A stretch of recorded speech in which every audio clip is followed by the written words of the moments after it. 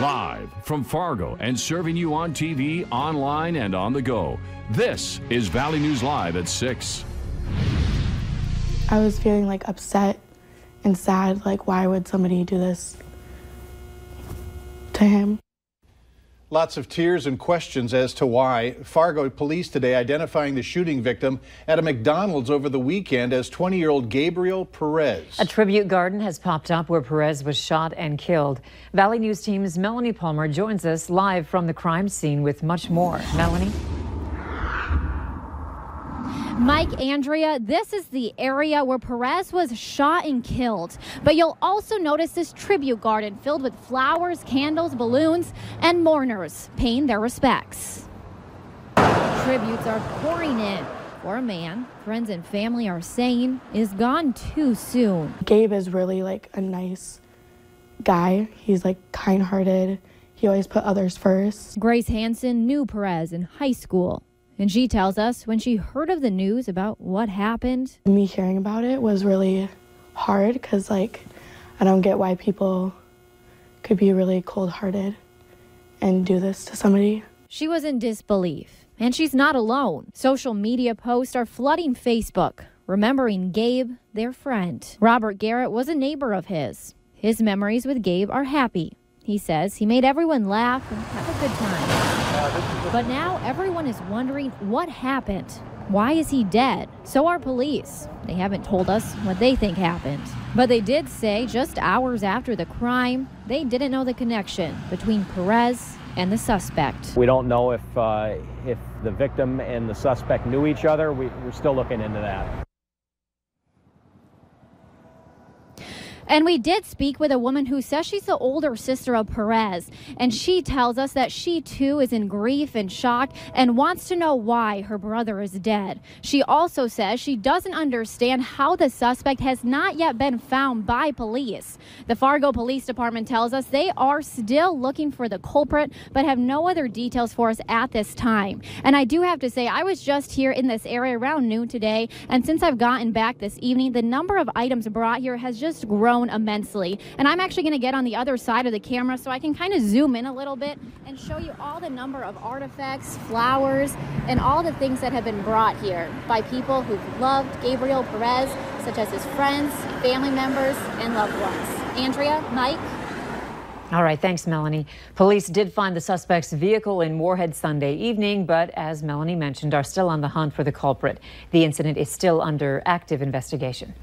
The search also continues tonight for another shooting suspect while prosecutors have moved ahead with their case against Christopher Riley. Riley now stands charged with murder in the death of his dad, Kevin Riley, at his dad's apartment in South Fargo.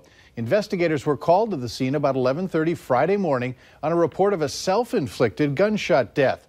They determined that it was a homicide. Christopher Riley is believed to be driving a gray Dodge Ram pickup with a gray topper. It has Minnesota license plates 400 NTE. If you see it or Riley, call 911. Police say he may be armed.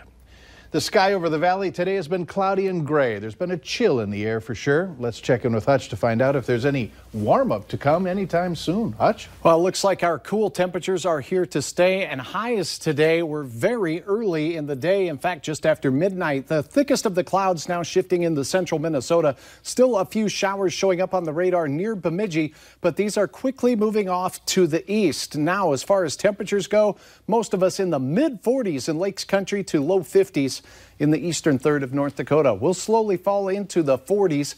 Overnight, I expect a decrease in clouds for some of us, particularly in eastern North Dakota, but our rain chances are going away. Not much wind to worry about either. A cool night tonight, and this cool trend will continue along with unsettled weather. I'll have details about the rest of the week here in a few moments. Too cool, too soon. It seems that way. All right, thanks. Shocking new details have emerged surrounding the murder of Savannah Greywind. During the 5th day of William Haynes' trial, Haynes is accused of being a co-conspirator in the murder of Savannah in August of 2017. His then-girlfriend, Brooke Cruz, admitted to killing Greywind and was sentenced to life in prison. Valley News Team's crime and safety reporter Bailey Hurley joins us now with more details. Bailey? Andrea, today jurors were shown internet history from Brooke Cruz and William Haynes' cell phones and laptops, and eerie searches were found like how to make a noose, how long does it take to pass out from not breathing, and if a woman dies pregnant, when does the baby die?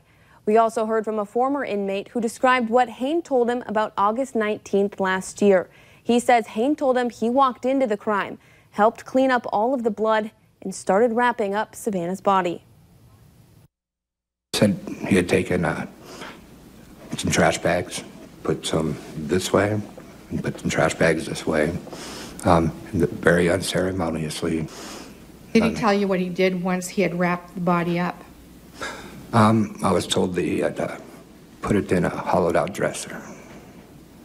Okay, and did he tell you what he did with that dresser? Nailed the front pieces back on and moved it down the stairs by himself. We also heard from Hayne's former fiancée, Tanith McLeod, who happens to be a cousin of Savannah Greywind. McLeod testified that Hayne had a history of being aggressive and tried to strangle her before. But in a phone call to Hayne, he told McLeod he was innocent of murdering Savannah. I didn't know that was going to happen. I didn't help plan it. I made some poor decisions after I found out about what was going on. Like, I didn't kill anybody.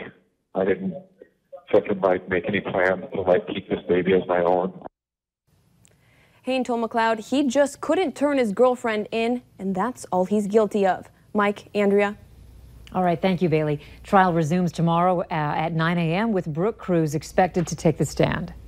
The man who's suspected of robbing a Grand Forks gas station at gunpoint is still on the loose tonight. Officers were called to the Cenex station around 11 last night at 2002 South Washington Street. An employee says a man with a gun stole the till and ran off. A perimeter was set up and a canine used, but the only thing located was the till. The suspect is described as a black man, about 5 feet 6 inches tall with slim build. He was wearing a black t-shirt, light gray sweater, black jeans, black tennis shoes, and a black mask over the bottom half of his face. Anyone with information should call Grand Forks Police. Authorities have identified the body found with gunshot wounds near Pelican Rapids as 28-year-old Dylan Butler. Otter Tail County Sheriff's deputies found the body on Saturday just north of Pelican Rapids, buried on property off of Holbrook Road. The day before, authorities arrested 25-year-old Jordan Dahlman in connection with the death. He was arrested for third-degree murder and interference with a dead body. The sheriff's office says Dahlman and Butler were roommates. The body was sent to the medical examiner for an autopsy. The Otter Tail County Sheriff's Office arrested a man Friday for the murder of Jordan Bolgreen, who died June earlier this year. 34-year-old Michael Buchanan from Henning, Minnesota, was arrested after a 4-month investigation into the overdose death of the 19-year-old Bolgreen. His body was found in June by a Henning property owner. We now know where the first medical marijuana dispensary will be located in Fargo. It'll be on the 4300 block of South 13th Avenue. This dispensary will be located in the Western Center Strip Mall, which is right next to Target. Acreage, North Dakota will distribute in Fargo. Grand Forks and Williston will also have distribution sites in the future. However, the exact companies responsible for those sites haven't been selected yet. The North Dakota Department of Health is expecting to open online applications for qualifying patients near the end of October. A heads up if you ever have to make an emergency call. 911 centers across the country are struggling to hire enough operators, slowing the time it takes to answer emergency calls. At most centers, call takers key information from callers into a computer for dispatchers who decide which agency, police, fire, medical, and emergency officials should respond. But with the shortage of dispatchers, it can take longer for officials to respond to an emergency. On rare occasions, these delays have led to injury and even death. While the crunch time has been an issue for years, it has increased as the nation's 3.9% unemployment rate creates labor shortages across the economy. In total, Americans make about 240 million emergency and non-emergency 911 calls each year. The University of Minnesota is working on an approach that could curb a serious problem in many state lakes. We'll have details later on Valley News Live at 6. And a popular delivery service is creating 100,000 jobs for the holiday season. What locations are hiring around here after the break? You're watching Valley News Live on TV, online, and on the go. Always on, wherever you are, whenever you need to know. Valley News Live.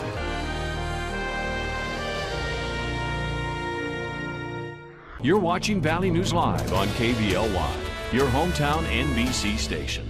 It's the National Home Furnishings event at Home Furniture. Everything is on sale. Plus, get instant factory rebates up to 15% off sale prices with zero down, no interest financing until January 2020, and free shipping when you spend $4.99. The National Home Furnishings event, now at Home Furniture. A lot of families save to send their kids to college. They can do it tax-free in a 529 account, and that's great. But not everyone wants to go to a four-year college. That's why job training is so important. Right now, you can't use a 529 account for some skills training. I'm working to change that and expand apprenticeship programs. Everyone should get a chance to earn a decent living and build a future, college or not. I'm Amy Klobuchar, and I approve this message. Yeah! Her smile, her talent. Are you ready? Yeah, I'm ready. Hit it. Her voice. Darcy Lynn. She captured our hearts as the winner of America's Got Talent. Now, see the magic live. Darcy Lynn and her puppet friends in their debut tour, September 30th, Blue Stem Amphitheater. Tickets are on sale now at the Tickets 300 box office and jadepresents.com. A special evening with Darcy Lynn, live. This September, Corwin Toyota is proud to announce 0% financing for 60 months on new 2018 Toyota RAV4s. That's right. Drive off in a new 2018 Toyota RAV4 with 0% financing for up to 60 months. This September at Corwin Toyota. Corwin Toyota has over 90 RAV4s in stock, but with 0% financing for 60 months, they won't for long. Corwin Toyota. Family driven for over 100 years. Shop online, corwintoyota.com. Now at Home Seasonal Concepts, all wicker and fire tables are on sale with savings up to 50% off. This wicker sofa or this 5-piece fire table set, both on sale now for $9.97. Plus, get free shipping when you spend $4.99 at Home Seasonal Concepts. Tonight's news brought to you by Dakota Growers Pasta Company. Come make pasta with us.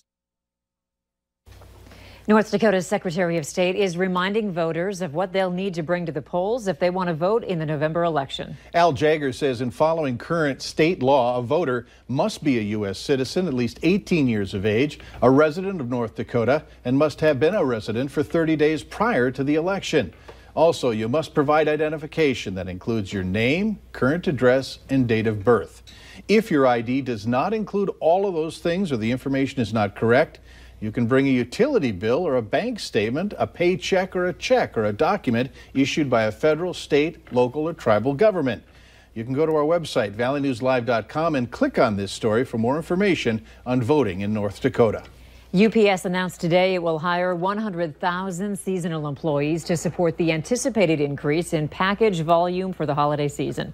Among the available positions, package handlers, drivers, and driver helpers. UPS locations are now hiring in Fargo, Grand Forks, Detroit Lakes, and Fergus Falls. If you're interested, you must apply on the UPS website. Later on Valley News Live at 6, the newest numbers are out on how many wolves there are in Minnesota. We continue to see showers moving to the east into eastern Minnesota. The clouds remain a different day with high temperatures happening just after midnight. Most of the day we were nowhere near 60 degrees. A cool and wet forecast. I'll have details next.